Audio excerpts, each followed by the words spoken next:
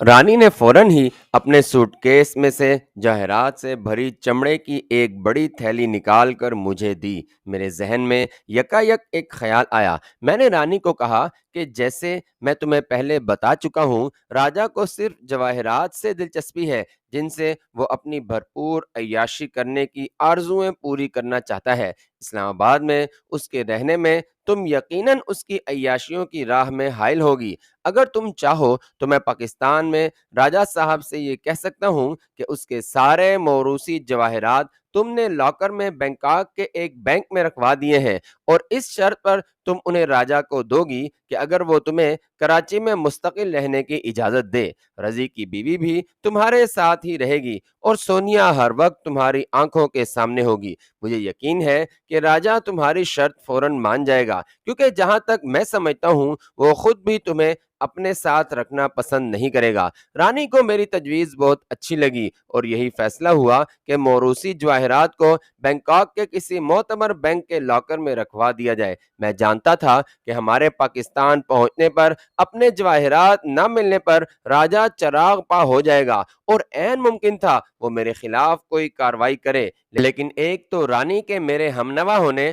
اور دوسرے people party کی حکومت کے ڈاواڈول ہونے کے باعث اس کے لیے شاید یہ ممکن نہ ہوتا۔ کیسر اور رضی نے بھی ہمارے ساتھ ہونا تھا اور ہمارا اسلحہ بھی، جس نے اب تک ہمارے تمام مخالفین کو جہنم رسید کیا تھا، وہاں بھی ہمارے تحفظ کے لیے استعمال ہو سکتا تھا۔ جواہرات بالآخر راجا کو ہی ملنے تھے اور ان کے حصول کے لیے راجا کو رانی کی خواہش کے آگے جھکنا ہی پڑتا۔ شام کو میں نے مزمل کو فون کیا اور ہم نے طے کیا کہ ٹھیک ایک ماہ بعد بینکاک کے انٹرنیشنل پلازا ہوٹل میں وہ آئی سی یو سپاہیوں اور اگر ممکن ہو تو میری شرائط پر عمل کرنے اور ساتھ دینے والے پاکستان کے حامی ساتھیوں کے ہمراہ مجھے ملے گا، اور ہم میں سے جو بھی پہلے آئے وہ 15 روز دوسروں کا انتظار کرے۔ اگلے روز صبح ہی میں نے بینکاک کے بینک آف امریکہ میں اکاؤنٹ کھول کر ایک لاکر میں جواہرات اپنے نام سے رکھوا دیے۔ بعد دوپہر میں آورننٹن ہوٹل میں خنسا کے نمائندے سے ملنے گیا۔ ٹھیک 3 بجے سفید سوٹ پر سرخ گلاب لگائے ایک شخص ہوٹل کی لابی میں آیا اور رسمی الیک سلیک کے بعد مجھے اپنی گاڑی میں لے کر بینکاک کے دوسرے حصے میں لے گیا جسے سمندر پر بنے ایک پل نے ملا رکھا ہے۔ وہاں رہائشی فلیٹوں کے ایک کمپلیکس میں مجھے ایک شاندار فلیٹ میں لے جایا گیا۔ ڈرائنگ روم میں مجھے بیٹھے چند منٹ ہی گزرے ہوں گے کہ خنسا اور عمر خان اندرونی کمرے سے اکٹھے ڈرائنگ روم میں داخل ہوئے اور میں حیران رہ گیا جب نمبر 2 اور اس کے ساتھی بھی ان کے پیچھے ہی اسی دروازے سے ڈرائنگ روم میں آ کر با ادب کھڑے ہو گئے۔ خنسا اور عمر نے بڑی گرم جوشی سے مجھ سے ہاتھ ملایا اور صوفوں پر بیٹھ گئے۔ خنسا اور عمر کے چہروں پر مسکراہٹ تھی، ہم سب خاموش تھے۔ خنسا نے اس سکوت کو توڑتے ہوئے کہا، میرے آدمیوں کو بلا وجہ ہلاک کرنے والوں کو میں اذیت ناک موت سے دوچار کرتا ہوں۔ تمہاری حفاظت کے لیے بھیجے گئے لاؤسیوں کی ہلاکت کی ذمہ داری تم پر عائد ہوتی ہے، اس لیے میں نے تمہیں یہاں بلوایا تھا، لیکن تمہارے ساتھ بھیجے گئے ان تھائیوں نے جب مجھے اصل حقیقت بتائی اور میرے ایک خاص معتمد ساتھی کی میرے خلاف سازش کا بتایا تو مجھے احساس ہوا کہ لا علمی میں رہتے ہوئے تم نے مجھ پر بہت بڑا احسان کیا ہے۔ وہ غدار اب تک اپنے انجام سے دوچار ہو چکا ہے۔ میں نے ہی تمہارے تھائی ساتھیوں کو اس ہدایت سے یہاں 2 بجے بلوایا تھا کہ تمہیں نہ بتایا جائے۔ تمہارا نمبر 2 تم سے اتنا متاثر ہو چکا ہے کہ جب میں نے اسے صحیح صورتحال جاننے کے بعد انعام دینا چاہا تو اس نے انعام میں عمر کے گروہ سے علیحدگی اور تمہارے آئندہ مشنوں میں تمہارا ساتھ دینے کی خواہش کا اظہار کیا ہے۔ اصولی طور پر ہمارے گروہ میں جب کوئی شامل ہوتا ہے تو ہم اسے کسی صورت علیحدہ نہیں کرتے، لیکن اس کی خواہش اور تمہارے احسان کے بدلے ہم اس اصول کو توڑنے پر بھی تیار ہیں۔ اگر تم بھی اسے اپنے ساتھ شامل کرنا چاہتے ہو تو ہم اسے بخوشی اجازت دیں گے۔ مستان سے بھی میری کل رات فون پر گفتگو ہوئی ہے۔ تمہارے آئندہ کے ارادے جان کر مجھے بہت خوشی ہوئی ہے کہ تم اپنے وطن دشمنوں کو ملیا میٹ کرنے کا فیصلہ کر چکے ہو۔ میرے پاس تمہارے لیے بہت کارآمد معلومات ہیں۔ کھٹمنڈو میں تم نے جس اسرائیلی موساد کی ایجنٹ لڑکی کی جان بچائی تھی وہ بھی تمہارے اخلاق سے بہت متاثر ہے اور اتفاقاً آج کل یہیں پر ہے۔ اس نے موساد کو چھوڑ کر میرے پاس پناہ لی ہے۔ وہ بھی موساد کی زیادتیوں سے نالاں ہو چکی تھی۔ اس کے پاس بھی تمہارے لیے موساد کی بہت سی اندرونی خبریں ہیں اور 11 بجے وہ تمہیں یہیں مل سکتی ہے۔ تمہیں اپنے مشنوں کی تکمیل کے لیے جو کچھ بھی اور جہاں بھی درکار ہو بلا تکلف مجھے بتا دینا۔ میرا نمائندہ جو آج اوورنٹڈ ہوٹل میں تمہیں ملا تھا ہر روز تم سے رات 10 بجے فون پر رابطہ کرے گا۔ میں نے خنسا اور عمر سے ان کے تعاون کا، جس کے بغیر میرا رانگا مارٹی تک پہنچنا ناممکن تھا، بہت شکریہ ادا کرتے ہوئے کہا کہ نمبر 2 کی وفاداری اور دلیری شک و شبے سے بالاتر ہے اور اسے میں اپنے آئندہ مشنوں میں ہمراہ رکھ کر خوشی محسوس کروں گا۔ اسرائیلی لڑکی سے میں کل 11 بجے ضرور ملنا چاہوں گا۔ مجھے چونکہ بینکاک شہر کے مختلف علاقوں سے واقفیت نہیں ہے، اس لیے مجھے لینے کے لیے اگر آپ صبح 10 بجے گاڑی بھیج دیں تو بہت آسانی رہے گی۔ بینکاک میں چند روز قیام کے بعد میں پاکستان جا کر بہت جلد واپس لوٹ رہا ہوں۔ نمبر 2 کو میں آج اپنے واپسی کے پروگرام کے متعلق بتا دوں گا۔ اس دوران یہ اپنے گھر والوں کے ہمراہ رہے۔ مجھے اب یا دوبارہ واپسی پر اگر کوئی ضرورت محسوس ہوئی تو آپ کے نمائندے کو بتا دوں گا۔ عمر نے مجھے کہا کہ وہ آج 7 بجے مجھے ملنے ہوٹل میں آئے گا۔ میں نے خنسا اور عمر کا دوبارہ شکریہ ادا کیا اور ان سے رخصت ہو کر اسی گاڑی میں اپنے ہوٹل پہنچا۔ شام کو 7 بجے عمر اپنے گارڈز کے ہمراہ میرے ہوٹل آیا۔ میرے کمرے میں صرف ہم دو ہی تھے۔ ادھر ادھر کی باتوں کے بعد عمر نے کہا، میرے اس وقت آنے کا مقصد یہ ہے کہ میں نے اور خنسا نے یہ فیصلہ کیا ہے کہ تمہارے آئندہ کے مشنوں میں تمہاری مالی ضروریات کو ہم پورا کریں۔ اس لیے کل صبح میں تمہیں اپنے ہمراہ امریکن ایکسپریس بینک میں لے جا کر $20 لاکھ تمہارے نام کے ٹریولز چیک بنا دوں گا۔ تم جانتے ہو کہ میں اسمگلنگ کی کمائی کا ایک پیسہ بھی اپنے اور اپنے گھر والوں پر خرچ نہیں کرتا اور اس کمائی کا تمام روپیہ فلپائن، ملائیشیا اور تھائی لینڈ کے مسلم چھاپہ ماروں کی ضروریات پر خرچ کرتا ہوں۔ چونکہ ہمارا نسب العین ایک ہی ہے، اس لیے اس رقم کو میرا احسان نہیں بلکہ اس عظیم مقصد میں میری طرف سے شمولیت سمجھنا۔ خنسا نے یہ وعدہ کیا ہے کہ تم دنیا میں چاہے کہیں بھی جاؤ تمہاری ضرورت کے مطابق اسلحہ اور افراد وہ مہیا کرے گا۔ مجھے یقین ہے کہ تم ہماری اس پیشکش کو قبول کرو گے۔ ایسے مشنوں میں ڈھیروں روپوں کی واقعی ضرورت پڑتی ہے۔ اب تک تو میں مگ اور مورنگ قبیلوں کے جواہرات کی فروختگی اور گوگلے کی تجوری کی دولت سے ہی کام چلا رہا تھا، لیکن آئندہ درپیش مشنوں کے لیے مجھے خاصے سرمایہ کی ضرورت تھی۔ عمر کی آفر سے میری یہ پریشانی بھی دور ہو گئی۔ اگلی صبح عمر 8 بجے مجھے ہمراہ لے کر امریکن ایکسپریس بینک گیا اور میرے نام کے $20 لاکھ کے ٹریول چیک بنوا دیے۔ ہم ہوٹل واپس پہنچے تو خنسا کی گاڑی میری منتظر تھی۔ عمر سے گلے مل کر اور الوداع ہو کر میں خنسا کی گاڑی سے اس فلیٹ پر پہنچ گیا۔ اسرائیلی لڑکی وہاں پہلے سے موجود تھی۔ رسمی باتوں کے بعد ہم جلد ہی اپنے اصل مقصد کی طرف آ گئے۔ میرے طلب کرنے پر ایک پیڈ لایا گیا جس پر میں نے اپنے ذاتی بنائے ہوئے کوڈ میں اسرائیلی لڑکی کی بنائی ہوئی موساد کی انتہائی اہم اندرونی باتیں، ان کے اب تک کے ڈھکے چھپے عزائم، اسرائیل بھارت گٹھ جوڑ اور پاکستان کے خلاف سازشوں کے جال بچھائے جانے کی تفصیلات کے علاوہ سعودی عرب، ایران، عراق، کویت اور متحدہ عرب امارات میں موساد کی کارروائیوں اور روسی KGB اور امریکی CIA کے موساد کے ساتھ تعاون کی تمام باتیں نوٹ کر لیں۔ اس لڑکی نے مجھے فلسطین، سعودیہ عربیہ اور ایران میں ان لوگوں کے نام اور پتے بھی لکھائے جو موساد اور CIA کے پے رول پر اپنے ہی ملکوں سے غداری کر رہے تھے۔ پاکستان میں موساد اور CIA کے چند ایجنٹوں کے نام اور پتے بھی اس نے لکھوائے۔ اس لڑکی نے ترکی میں موساد کے لیے کام کرنے والے 3 ایسے ترک باشندوں کے نام اور پتے بھی دیے جن کا مطمع نظر صرف حصول زر اور پیسہ تھا۔ پیسے کی لالچ میں اپنی وفاداریاں بھی وہ تبدیل کر سکتے تھے۔ غرضے کے 2-2.5 گھنٹے کی اس میٹنگ میں مجھے اتنی خفیہ اور کارآمد اطلاعات ملیں جن کا کسی اور ذریعے سے حصول ناممکن تھا۔ اس لڑکی سے فارغ ہو کر میں اپنے ہوٹل واپس آ گیا۔ میں سوچ رہا تھا کہ سقوط ڈھاکہ کے بعد پاکستان کی ہزیمت کو برداشت نہ کرتے ہوئے میں نے بھارت سے اپنے طور پر بدلہ لینے کے لیے اپنی خدمات بغیر کسی مالی فائدے کے اپنے محکمے کو پیش کی تھیں۔ پہلے میرا ہدف صرف بھارت تھا اور مجھے اپنے محکمے کی تفویض کردہ حدود میں رہ کر ہی کام کرنا تھا۔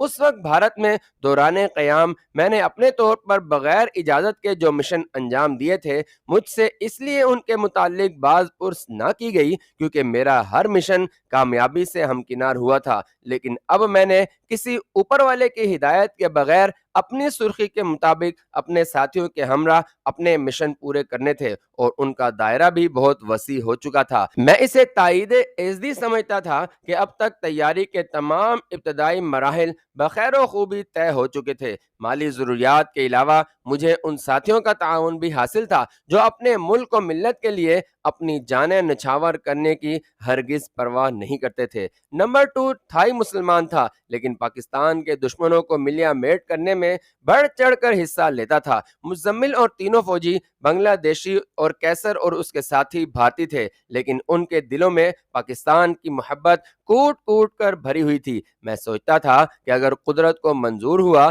تو میں اپنے ساتھیوں کی مدد سے اپنے ہدف کو یقیناً حاصل کر لوں گا۔ اسرائیلی لڑکی سے ہی مجھے پہلی بار علم ہوا کہ امریکی وزیر خارجہ ہنری کسنجر یہودی النسل ہے اور مسلمانوں سے اس کی نفرت انتہا سے بڑھی ہوئی ہے۔ اس لیے اس نے پاکستان آ کر ایٹمی ریسرچ کو بند نہ کرنے پر عبرت ناک انجام کی دھمکی دی تھی۔ پاکستانی سفارت خانے میں جانے کا پروگرام میں نے ایک تو اپنی مصروفیت اور دوسرے اپنے ہمراہیوں کو سکھانے پڑھانے کی وجہ سے ایک دن کے لیے ملتوی کر دیا تھا۔ میں چاہتا تھا کہ سفارت خانے میں اگر ان سے کوئی سوال پوچھا جائے تو وہ اس کا مناسب جواب دے سکیں۔ مجھے یہ بھی خدشہ تھا کہ راجے کا بیٹا وہاں جا کر میرے اور میرے ساتھیوں کے متعلق الٹ باتیں نہ کرے۔ کیسر اور رضی کے مشورہ کرنے سے میں نے یہ فیصلہ کیا کہ اگر ایسی صورت پیش آئی تو ہم یہ کہیں گے کہ یہ نیم پاگل ہے۔ رانی کو بھی میں نے کہہ دیا تھا کہ وہ بھی یہی کہے گی کہ یہ پیدائشی طور پر کمزور دماغ کا ہے اور اسے پاگل پن کے دورے پڑتے ہیں۔ اگلے روز 10 بجے صبح ہم سفارت خانے گئے۔ کیسر اور رضی نے لڑکے کو دونوں بازوؤں سے پکڑ رکھا تھا اور وہ خود کو چھڑوانے کے لیے زور لگاتے ہوئے ہم سب کو صلواتیں سنا رہا تھا۔ سفیر صاحب کو میری دھمکی اثر دکھا چکی تھی۔ بغیر کسی سوال و جواب کے ہمارے پاسپورٹ بننے لگے تو مجھے ایک اہلکار نے کہا کہ سفیر صاحب نے صرف پاکستان جانے کے لیے یک طرفہ پاسپورٹ بنانے کا کہا ہے۔ یہ سن کر میں نے سفارتی عملے کو پاسپورٹ بنانے سے روک دیا اور خود سفیر کے کمرے کے دروازے پر دستک دے کر اندر چلا گیا۔ اس کے چپڑاسی اور پرائیویٹ سیکرٹری میں میرا پرسوں کا رویہ دیکھ کر مجھے روکنے کی ہمت نہ تھی۔ سفیر کے پاس 2 مہمان بیٹھے ہوئے تھے۔ میں نے نہ تو ان کی موجودگی کا کوئی نوٹس لیا اور نہ ہی کوئی تکلف برتا۔ میں نے چھوٹتے ہی سفیر کو کہا کہ ہمیں یک طرفہ نہیں بلکہ 5 سال کی مدت والے انٹرنیشنل پاسپورٹ چاہیے۔ وہ جواب میں کچھ کہنے لگا تو اسے موقع دیے بغیر میں نے کہا کہ اگر میرا مطالبہ پورا نہ کیا گیا تو رات کو اس کے گھر پر ملاقاتی بھیجوں گا۔ میں نے اتنے بے ٹوک لہجے میں بات کی کہ سفیر نے انٹرکام پر اپنے پی ایس کو کہا کہ ہمیں ریگولر مدت کے انٹرنیشنل پاسپورٹ دیے جائیں۔ 1 گھنٹے کے اندر ہی میرے ہمراہ پاکستان جانے والے تمام مرد و زن کے پاسپورٹ بن گئے۔ ہم اپنے ہوٹل واپس لوٹے تو پاسپورٹ لینے والے سب ساتھی تو خوش تھے، لیکن مجھے یہ خیال ستا رہا تھا کہ کراچی ایئرپورٹ پر اترتے ہی ہم کہیں دھر نہ لیے جائیں۔ سفیر صاحب میری دھمکی اور سخت رویے کو بھولیں گے نہیں اور یقیناً پاکستان میں وزارت خارجہ کے ذریعے ایئرپورٹ پر ہی ہمیں گرفتار کروا دیں گے۔ راجہ تری دیو رائے نے بھی جواہرات ہمراہ نہ لانے پر ہماری کوئی مدد نہیں کرنی تھی۔ رات کو ٹھیک 10 بجے خنسا کے نمائندے کا فون آیا تو میں نے اس سے کہا کہ ایک مشکل درپیش ہے، اس لیے اگر خنسا ابھی بینکاک میں ہے تو میں اس سے فوری ملنا چاہتا ہوں، دوسری صورت میں مجھے تمہاری مدد درکار ہوگی۔ نمائندے نے صرف یہ کہہ کر فون بند کر دیا کہ آدھ گھنٹے میں وہ دوبارہ مجھے فون کرے گا۔ 20 منٹ بعد ہی اس کا فون آ گیا اور اس نے بتایا کہ خنسا ابھی یہی ہے اور تمہیں ملنے کے لیے گاڑی بھجوا دی گئی ہے۔ رات 11:30 کے قریب اسی فلیٹ میں میری خنسا اور عمر سے ملاقات ہوئی۔ میں نے انہیں پاسپورٹ بننے اور سفیر کے ساتھ اپنے رویے کا بتایا اور پاکستان پہنچنے پر اپنے خدشات بیان کیے۔ خنسا نے ساری بات سن کر کہا کہ ان خدشات کا تدارک کیا جا سکتا ہے، یہ سارے پاسپورٹ اپنے پاس رکھو اور میرے آدمی کو جو صبح 10 بجے تمہارے ہوٹل آئے گا تم اپنے سب ساتھیوں کی ایک ایک پاسپورٹ سائز تصویر اور سب کے لیے اپنے پسندیدہ مسلم نام اور پاسپورٹ کے لیے ضروری معلومات اور قوائف لکھ کر اسے دے دینا۔ شام تک تمہیں نئے پاسپورٹ مل جائیں گے۔ اگلے روز تم اپنے تمام ہمراہیوں کے ساتھ ان نئے پاسپورٹوں کے ساتھ سنگاپور چلے جانا اور 2-3 روز وہاں گزار کر کوالالمپور ملائیشیا آنا اور ایک رات وہاں گزار کر انہی پاسپورٹوں پر پاکستان چلے جانا۔ سفیر نے وزارت خارجہ کو تمہارے متعلق کوئی اطلاع دی تو امیگریشن والے ان ناموں اور پاسپورٹ نمبر والوں کو کراچی ایئرپورٹ پر تلاش کریں گے جو سفیر نے انہیں دیے ہوں گے، جبکہ تم اور تمہارے ساتھی ہمارے بنے ہوئے پاسپورٹوں پر بلا کسی روک ٹوک کے ایئرپورٹ سے نکل جاؤ گے۔ سنگاپور جاتے وقت میرے نمائندے کے آدمی بینکاک ایئرپورٹ پر سب پاسپورٹوں پر انٹری کی مہریں بھی لگوا دیں گے، جبکہ ان پاسپورٹوں پر پاکستان سے روانگی کی مہریں بھی لگی ہوں گی۔ خنسا کی باتیں سن کر میں تعجب سے اسے دیکھنے لگا تو وہ ہنستے ہوئے بولا، میرا اصول یہ ہے کہ جب بھی کوئی غیر قانونی کام کیا جائے تو وہ آدھا نہیں بلکہ مکمل غیر قانونی ہو۔ تم نے راجہ کی سفارش پر غیر پاکستانیوں کے پاکستانی پاسپورٹ اپنے سفارت خانے سے بنوا کر اپنی آزادی ان کے پاس گروی رکھ دی ہے۔ وہ جب بھی چاہیں تمہیں اس بنا پر گزن پہنچا سکتے ہیں۔ میرے پاس دنیا بھر کے پاسپورٹ، ویزے کی مہریں اور ٹکٹوں کا سٹاک موجود ہے۔ میرے کارندے جب بھی کسی دوسرے ملک میں جاتے ہیں تو ان کے پاس ڈرگز یعنی منشیات ہوتی ہیں اور وہ ہمارے پاسپورٹ استعمال کرتے ہیں اور کبھی بھی پکڑے نہیں گئے۔ تم آدھا کام غیر قانونی اور آدھا قانونی کر کے سمجھتے ہو کہ بچ جاؤ گے۔ تم نے ہرن گھاٹا میں بھارتی اسٹیمر کو تباہ اور اس کے تمام عملے کو ہلاک کیوں کیا تھا؟ محض اپنے خلاف ثبوت کو مٹانے کے لیے۔ شانتی پور کے تھانے کے سارے عملے کی تمہارے ہاتھوں ہلاکت کی بھی یہی وجہ تھی، لیکن اپنے ملک جاتے ہوئے